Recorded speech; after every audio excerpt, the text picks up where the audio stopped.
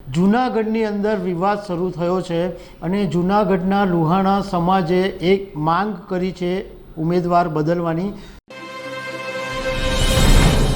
નમસ્કાર દર્શક મિત્રો, લોકસભા 2024ની ચૂંટણીમાં ભાજપે 26 બેઠકો જીતવાનો ટાર્ગેટ તો રાખ્યો છે, પરંતુ સાથે સાથે 5 લાખની લીડનો પણ ટાર્ગેટ રાખ્યો છે। છેલ્લી 2 લોકસભાથી ભાજપ ગુજરાતની બધી 26 બેઠકો જીતે છે, પરંતુ આ વખતે એવું લાગી રહ્યું છે કે ભાજપ માટે સરળ પગલાં નહીં હોય, સીધા ચઢાણ નહીં હોય, ભાજપે કદાચ કપરા ચઢાણ ચઢવા પડે એવું લાગી રહ્યું છે।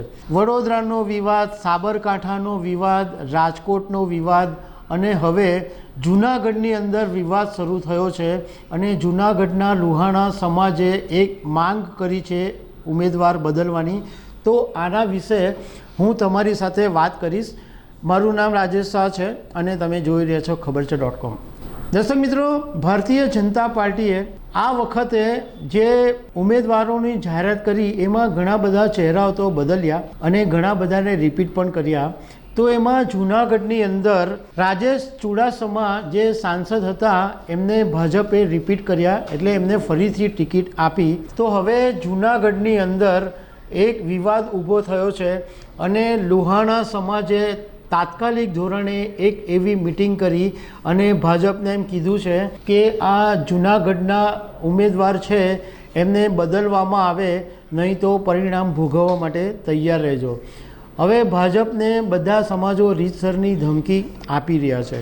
જૂનાગઢના સાંસદ રાજેશ ચુડાસમાનો વિરોધ શું કામ થઈ રહ્યો છે એની વાત કરીએ તો લુહાણા સમાજનું કહેવું એમ છે કે ગીર સોમનાથ વેરાવળની અંદર ડૉક્ટર અતુલ ચગ હતા, એમણે આત્મહત્યા કરેલી હતી અને એમણે આત્મહત્યા જ્યારે કરેલી તો એ વખતે એમણે એક સુસાઇડ નોટ લખેલી અને એ સુસાઇડ નોટની અંદર રાજેશ ચુડાસમાનું નામ પણ લખેલું અને FIR પણ થયેલી છે, કોર્ટમાં કેસ ચાલે છે।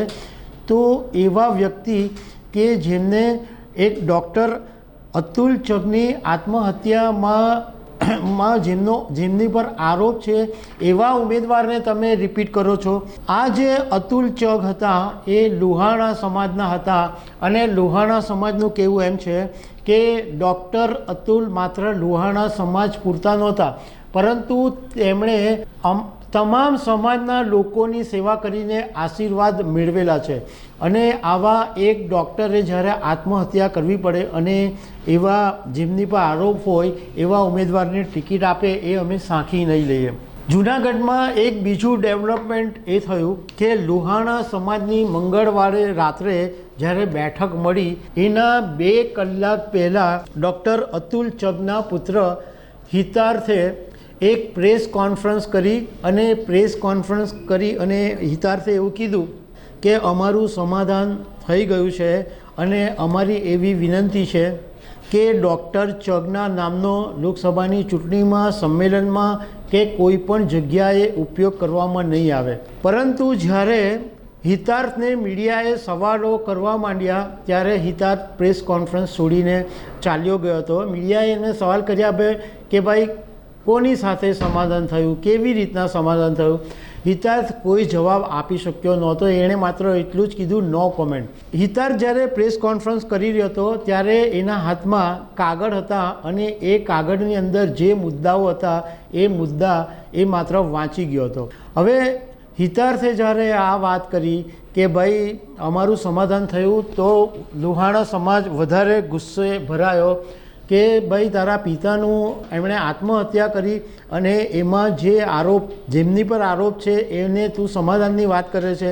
લુહાણા સમાજે મિટિંગ કરી અને એમ કીધું કે અમે રાષ્ટ્રને ડાઘવાળું કમળ અર્પણ નથી કરવા માંગતા, અમે ભાજપની સાથે જ છે, પણ ત્યારે સાથે છે કે જ્યારે ભાજપ જૂનાગઢની અંદર ઉમેદવાર બદલે। દર્શક મિત્રો, એટલે કહેવાનો મતલબ એમ છે કે આ વખતે ભાજપ માટે બહુ જ કપરા ચઢાણ છે, કારણ કે એક પછી એક અનેક જગ્યાએથી વિવાદો સામે આવી રહ્યા છે। વલસાડમાં પણ વિવાદ છે, પરંતુ હજુ સુધી આ ઉકળતો ચલુ વલસાડમાં સામે નથી આવ્યો। દર્શક મિત્રો, આવી અનેક વાતો સાથે અમે તમને મળતા રહીશું। Thank you very much.